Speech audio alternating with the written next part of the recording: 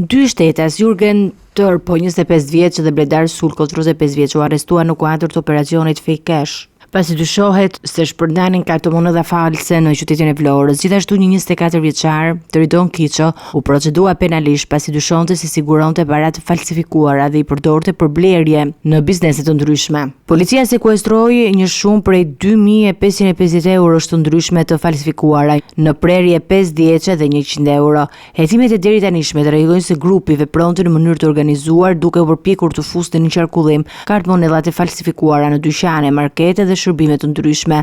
Operacioni u zhvillua si rezultat një hetimi të gjatë dhe bashkëpunimi mes forcave policore dhe institucioneve të tjera të zbatimit të ligjit. Në drejtimin e prokurisë së Vlorës po vijojnë hetimet për të identifikuar persona të tjerë të përfshirë në këtë aktivitet të kundralishëm edhe për të zbuluar burimin e prodhimit të kartmonedhave të falsifikuara.